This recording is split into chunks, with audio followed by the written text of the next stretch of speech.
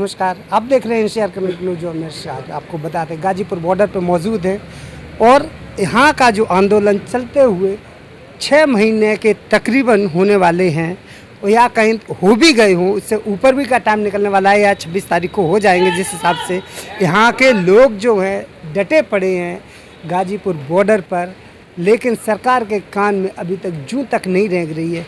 Reason क्या है, सरकार क्या सोचती है, क्या कह के आई थी, क्या वादे किए थे इसने और किन वादों को लेके आई थी, किसानों से क्या वादे किए थे।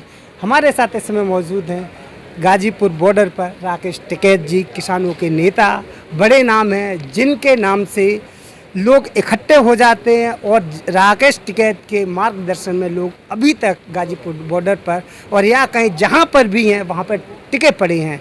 आइए हम बात करते हैं राकेश टिकैत जी से। जी सर नमस्कार। नमस्कार सर, मेरा सवाल है कि आप लोग तकरीबन 6 महीने तकरीबन हो गए हैं, लेकिन अभी तक सरकार के कान में जूं नहीं रेंगी है।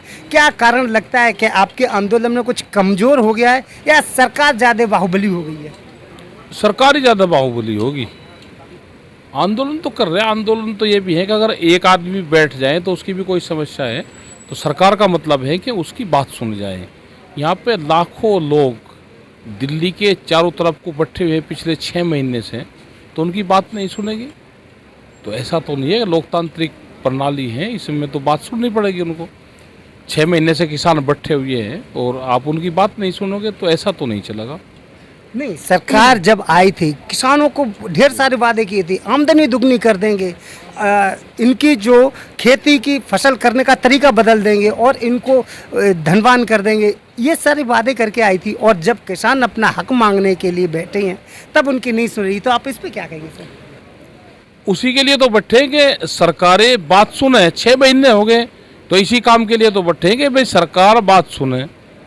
ये लगता है कि सरकार उद्योगपति जो है उनकी बात ज़्यादा सुन रही और जो किसान है, आम जनता है, उसकी बात देश में नहीं सुनी जा रही।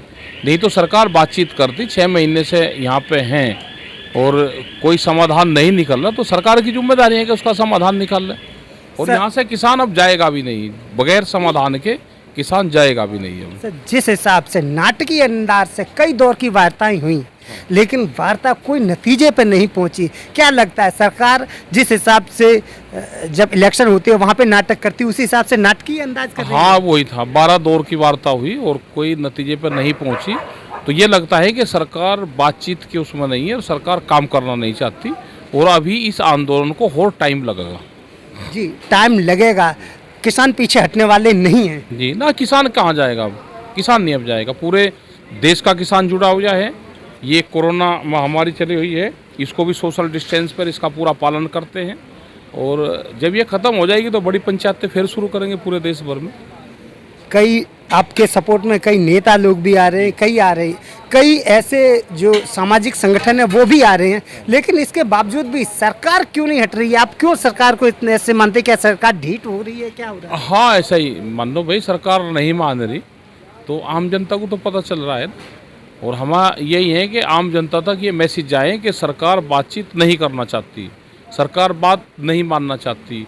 जिस हिसाब से महंगाई बढ़ रही है, किसानों की जिस हिसाब से फसलों के रेट नहीं मिल रहे, जो जितनी भी समस्याएं देश में आ रही हैं, तो जनता तो पूर्ण रूप से अब कटी हुई है इनसे। और जब भी मीटिंग हम करते हैं, वहाँ पर जाते हैं, तो लोग यही कहते हैं कि जी आप हटना नहीं, तो ये बात ज़रूर लोग करते हैं।